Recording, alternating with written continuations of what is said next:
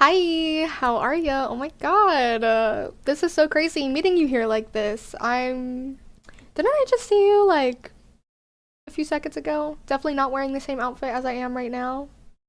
No? Okay. Well, hi. Oh my gosh. So, yes, we're filming the June portion right after my last one because as if you watched the last one, as I said, I was gonna do it all at once, but then I didn't expect to read 6 books in June, which is crazy because up until this point, I've been reading 2 books a month. Um, I don't know. June, June was just a good reading month for me. I don't know. I was just having a really good time. I was cranking through those books. So we're gonna do a whole video just for that because I have 6 books to talk about. But yeah, I'm excited to talk about these. Let's just jump into it. Let's just jump into it. I don't even want to talk. I just want to talk about these books. I don't even no small talk. Okay. I want to talk about these books. Let's go. Okay, so the first book that we read in June was Just for the Summer by Abby Jimenez. And before we get into what I feel about the book, I'm going to read the description for you. 4 dates, a kiss, and a breakup. That's all it will take to find their soulmate. When it comes to love, Emma is cursed. Every guy she dates finds his true love after they break up. But it turns out she's not the only one afflicted with this condition. His name is Justin, and his Reddit thread about being love's good luck charm has gone viral. Now the two have come up with an ingenious plan. If they date each other, their curses will cancel out, and they'll go on to find their soulmate. Only Justin wasn't supposed to be so unbelievably cute and hilarious. But when Emma's toxic mother shows up and Justin has to assume guardianship of his 3 siblings, they're suddenly navigating a lot more than they expected, including catching real feelings. Has fate finally brought the perfect pair together, or will their cure be way more hazardous than the curse itself? This book, I've never really sat down and read like a pure romance. And I've never read an Abby Jimenez book. I know she's very popular. In general, like book of the month, Goodreads, romance community, love her. So I picked this as my May book of the month, my April book of the month. Excuse me. And then I was kind of, I don't know why I didn't jump to it. I don't know why it took me a minute to read this, but I'm glad I did because I started it on June 1st because I was like, just for the summer, it's summer, like let's go. This was so good. So good. I was genuinely surprised. Especially because all I've been reading has been stuff that's not really great. And I was like, a romance book, like it's just gonna do me dirty. Like anything with romance so far has not done me nicely. So I was really nervous. And also, it's definitely like a more modern thing, right? Because it starts off with an Am I the Asshole Reddit post. I was like, oh my god, are we gonna have pop culture references that are gonna make me bang my head against the wall and like be corny? No. Because one, we have a good writer on our hands. Abby Jimenez is a phenomenal writer, okay? Everything about this book is wonderful. The romance in this book, amazing. These characters feel like they have real chemistry. I was like literally like sitting there like kicking my feet, twirling my hair, reading about them. Like I loved reading them being in love. It was just so cute, warmed my heart, right? They're both also like, these are like fully fleshed out characters with their own hardships and like struggles, and it makes you feel for them, like truly, like these are real people. Not just like a character in a book. Like these are fully fleshed out people. And not only that, but the side characters as well also feel like real people. They don't just feel like oh, I'm just writing you here to have another character. Like no, they feel real too. And everything about this just makes you care about everything more. This book actually made me tear up a lot. There were a lot of scenes that actually made me like cry. And it was wonderful. It was truly wonderful. This is a spoiler. I'm going to read you a little bit. Like, it's not a spoiler, but it kind of is. So if you want to know absolutely nothing about this book, please skip ahead. I'm just going to read like a quick little quote from here because I just truly loved it. It made me cry. I'm sure it'll make you cry if there's context, but I really just want to read it for you. I knew conceptually that sex was supposed to be like this, but for me it never was. It had always been one-dimensional, like a transaction. This wasn't a transaction. Wasn't like anything I'd ever known. I wanted him to hold me after, to wake up with me in the morning and eat cereal in my bed while we watched TV. I wanted to see his pajamas on Christmas morning and find out what he looked like, with birthday candles lighting his face and snow in his hair. I wanted to be tangled in him, all his limbs and all his strings. I never wanted us to end. Like, the way she be writing, it makes me be like, oh, love. Like, it's just so good. It's so good. Abby Jimenez, I love you. I'm gonna give you a kiss. I only gave this 4 stars. Okay. It wasn't a 5-star for me, but my God, is it good. I loved it, loved it, loved it. Just loved it. Please read this. Please read this. It's so good. If you like romance, you will love this. If you don't like romance, still give it a shot. Because I've never read romance. Really? I don't know. It was just good. It was just good. Mwah. I love this book. And then after I read that, I did finish the Percy Jackson series. I read The Last Olympian. So I can finally start working on that video. Let's go. Maybe we'll see it next year. Let's go. All right. So now we get into our next book, which was Wayward by Amelia Hart. Let's read the description.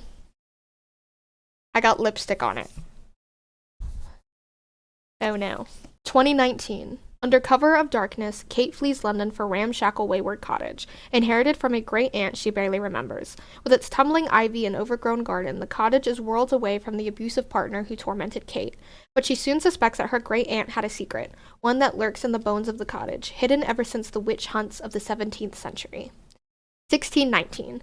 Altha is awaiting trial for the murder of a local farmer who was stampeded to death by his herd. When Altha was a girl, her mother taught her their magic, a kind not rooted in spell casting, but in a deep knowledge of the natural world. But unusual women have always been deemed dangerous, and as the evidence of witchcraft is laid out against Altha, she knows it will take all her powers to maintain her freedom. 1942. As World War II rages, Violet is trapped in her family's grand, crumbling estate. Straitjacketed by societal convention, she longs for the robust education her brother receives, and for her mother, long deceased, who was rumored to have gone mad before her death.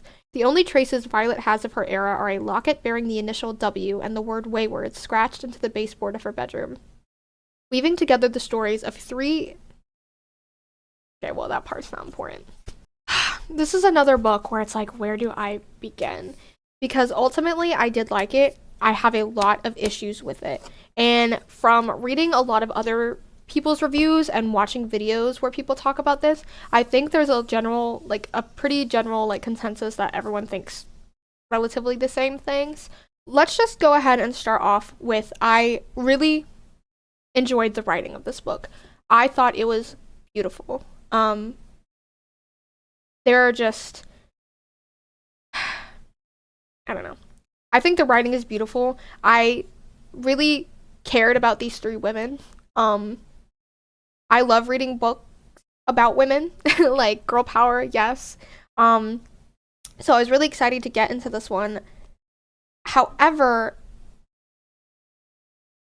Miss Amelia Hart needs to take a page from Brynn Weaver, and put content warnings in the book. Because why did I think, and again, this is probably my own fault for not checking trigger warnings.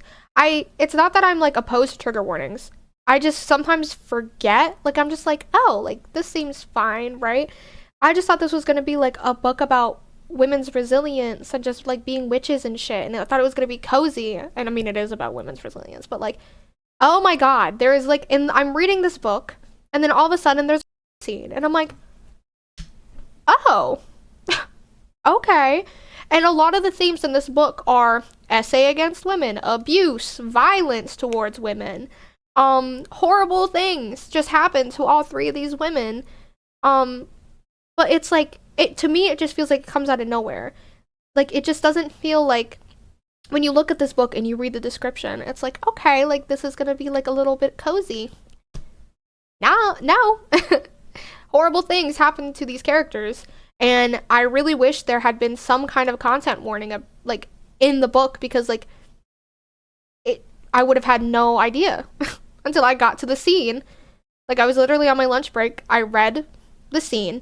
It is not just like, this happened to her. It describes it in detail, what happens to her. I read that. My alarm literally goes off on my lunch break. And then I just had to go and work the rest of my job knowing that this character was graphically described what happened to her. So that was awesome. And I don't do well with stuff like that. So it was a really great day, honestly. So I'm a little peeved at that. And I think a lot of people share that consensus. I will say that I enjoyed reading all of these characters because they do have like very different stories. Violet was my favorite, by far. I really enjoyed the world around her. But that's a thing that I liked about the writing in this is like I felt transported into these characters. Like I felt like I was like with Violet along on her journey and Kate and Altha. But that's also the problem, right? When you have these graphic scenes, I feel like I'm right along there with you, girl, and I'm not liking the journey either, which is again why I think there should have been some kind of content warning. Like, oh my god. And I do love these three women in this book. However, I wish we could have a story of women empowerment without said women having to suffer so much.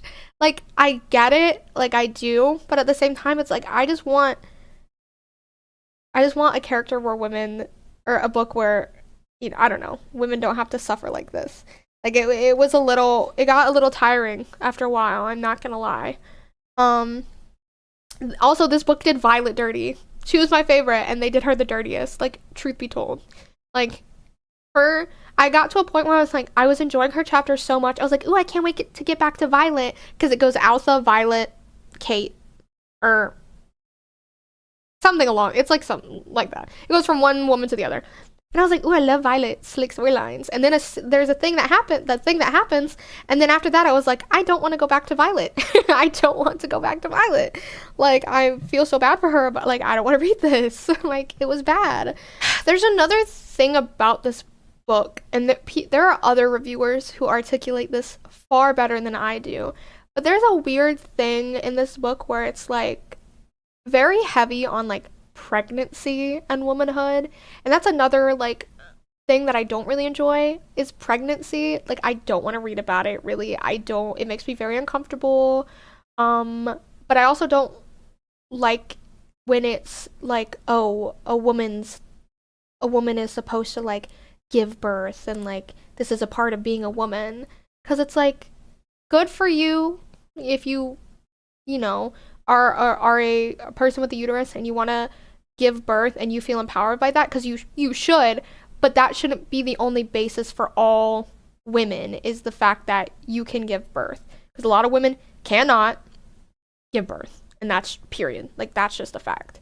So I just don't like those connections that are in this book. And again, there are other reviewers who made videos on this that can far better articulate that point than me, but it just left a kind of bad taste in my mouth. But with all these bad things aside, I did really enjoy the writing, and I do care about these three women in this book, and the nature, like magic, it's like very realistic, like magic, realistic magic, and it's all nature based, and it just makes me feel cozy, like when we're talking about just that, and it makes me feel like I want to go like lay in the grass and like hold a butterfly in my hands and like feel the sun on my skin. Like that part of it was very cozy and endearing, and unfortunately that's not what the whole book was. I wish the book was mostly just that, honestly, but we had to have all the suffering and everything. So I'm gonna actually read some of the trigger warnings for you, because holy shit, did I wish I'd known that before I read this book. I don't know.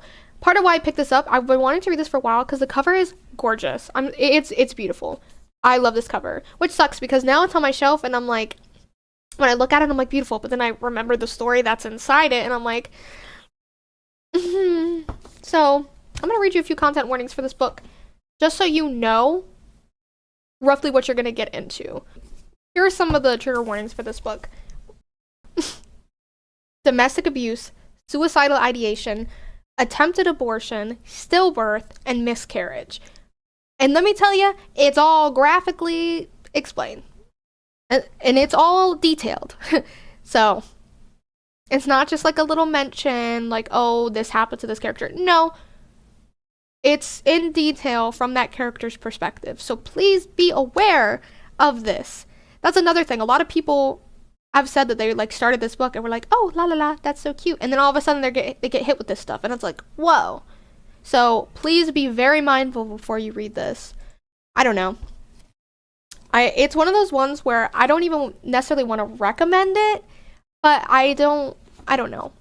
Read at your own risk. I gave it 3 stars because I did have a lot of problems with a lot of the content in this book, but I do feel like this author is genuinely a talented writer, and I did enjoy the parts that were happy. I really did. It's just the in-between that ruined it, but it is what it is. Okay, so after Wayward, we read Never Lie by Frida McFadden. Oh, Frida. Newlyweds Trisha and Ethan are searching for the house of their dreams, but when they visit the remote manor that once belonged to Dr. Adrian Hale, a renowned psychiatrist who vanished without a trace 4 years earlier, a violent winter storm traps them at the estate, with no chance of escape until the blizzard comes to an end. In search of a book to keep her entertained until the snow abates, Trisha happens upon a secret room, one that contains audio transcripts from every single patient Dr. Hale has ever interviewed. As Trisha listens to the cassette tape, she learns about the terrifying chain of events leading up to Dr. Hale's mysterious disappearance. Trisha plays the tapes one by one, late into the night. With each one, another shocking piece of the puzzle falls into place, and Dr. Adrian Hale's web of lies slowly unravels. And then Trisha reaches the final cassette, the one that reveals the entire horrifying truth. Oh, man. This book is bad. This book is bad.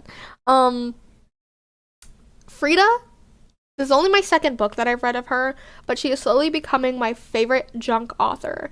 And by that I mean she is like junk food in book form. Her books, not great, but I can't stop reading them. I cannot stop reading them. This one is particularly egregious. I low-key want to make make a video about it, like just talking about this book and going into like full spoilers, because the twist makes no sense. It makes no sense, and I won't get into it here. But man, it's bad. I feel like I should give this lower than 2.5 stars, but there's some like sick little part of me that just loved this book for some reason, even though it's not good. I really can't even get too much into it without spoiling it, but there are a lot of red herrings in this book. A lot of very obvious, like, oh, this is the way it's gonna go, and then it goes a completely different way, and again, that, it literally doesn't make sense. Like, reading the book, it's like, how? it genuinely does not compute, which is why I want to make a video about it, because what do you mean?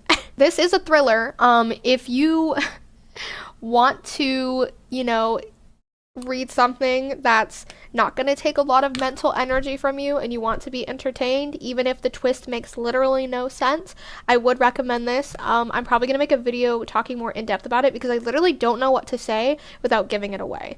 All of my gripes with this book have to do with the plot twist. And I can't say it. So, yeah. I gave this 2.5 stars because fuck is it bad. But I'm definitely going to read more Frida because, again, her books are not very good, but I have fun when I read them.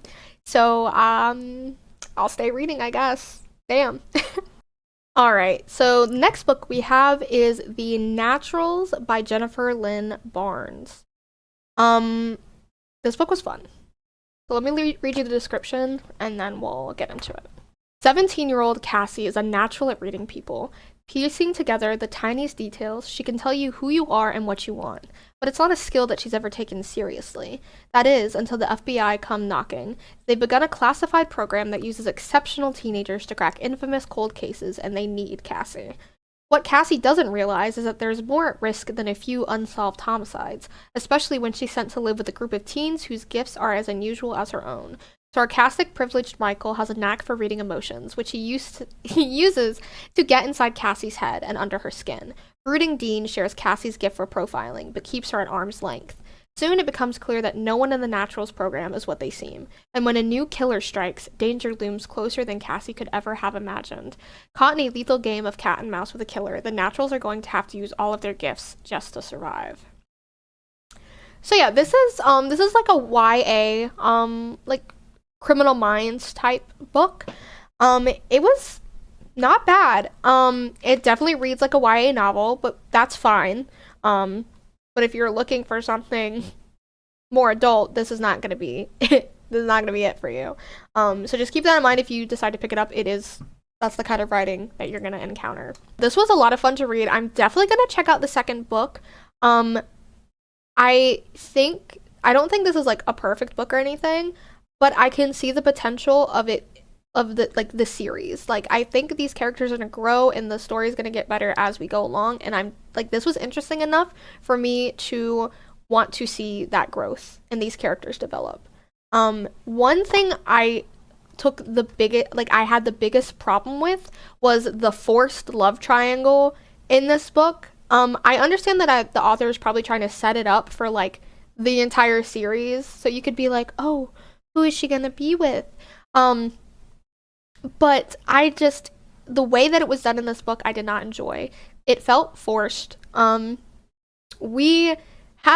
Cassie and us have not known these other characters long enough for there to be any chemistry between either of these two. Like, I feel like the reason, like, it's like Cassie's into either of these people is because they're the only two boys in the house, right? I feel like further in the series, like, it'll be easier, to root for a romance between any of these characters, but in this first book, no, it does not work. I've noticed a trend in a lot of the books that I've read lately is that the author will tell you that these characters have chemistry, but they don't show it in any way. They don't show any chemistry. They just tell you that they have it, and you're just supposed to be like, oh, okay.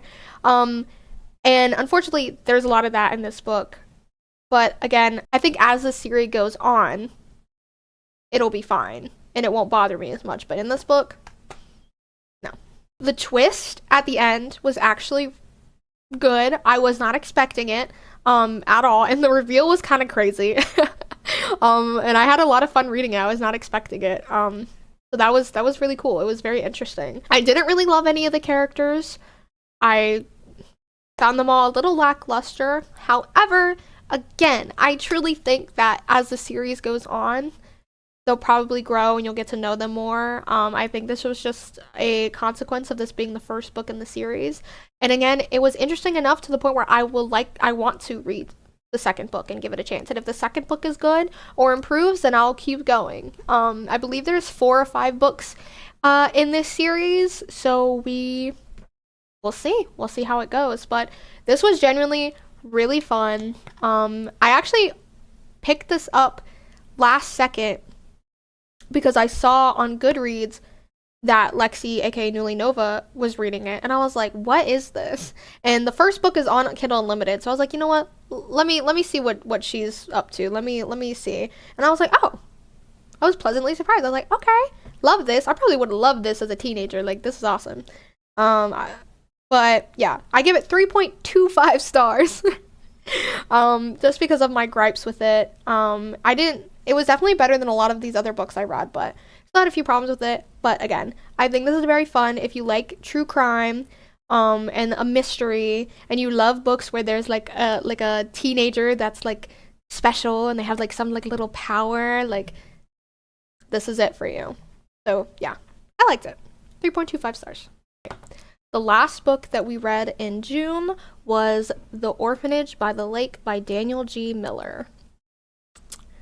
Man, it's a book.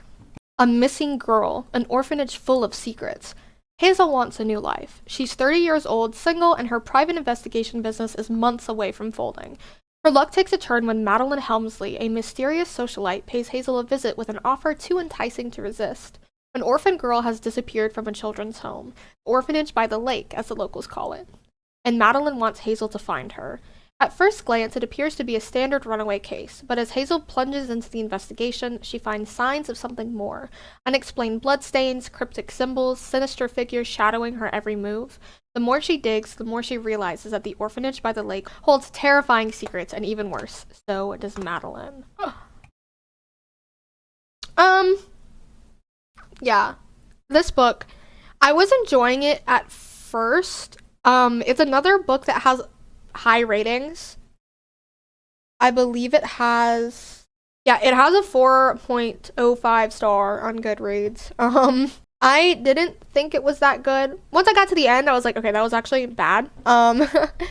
It's giving woman written by a man, because it is a woman written by a man, and not in a way where it's like she's just like sexualized and dumbed down or anything like that, but it's just the way that she talks and her inner monologue. It's very obviously like what a man thinks a strong woman would think, and not actually what a strong woman would think, if that makes sense. And like I said, I was enjoying it at first, but after a while, the main character started to really irritate me. Like, she has this deadline. Kind of spoilers, kind of not. It's spoilers if you don't want to know anything about this book, but it's not actually, like, revealing any important information. But the main character, Hazel Cho, is, given a deadline by Madeline Helmsley to find her, like, goddaughter. And she's given a deadline of, like, a week. And if she finds her goddaughter in a week, she gets $100,000.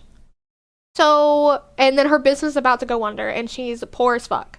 So, instead of, like, constantly going out looking for information, we're going out and drinking and really late into the night, and then passing out and not setting an alarm. So, it's just, like, she does stupid things, and then her PI work isn't even that good. Like, she's not even that great at her job. So it's just, like, it's really infuriating knowing that there's, like, a missing kid, and then Miss Hazel over here is not really doing what she needs to do. She isn't the worst PI in the world, but, like, she's not, like, a master at it like you would think she would be. The twist also was pretty expected. It wasn't really shocking at all. And when you get to the twist, it's another one where I kind of wish I had read content warnings. Please read content warnings before you read this book. Because again, it's another one where it's like, kind of comes out of nowhere. It's not as jarring as like Wayward, but it was still just like, come on, man. But when you get to the reveal and the scene that follows, there's like, it makes my, like, stomach turn.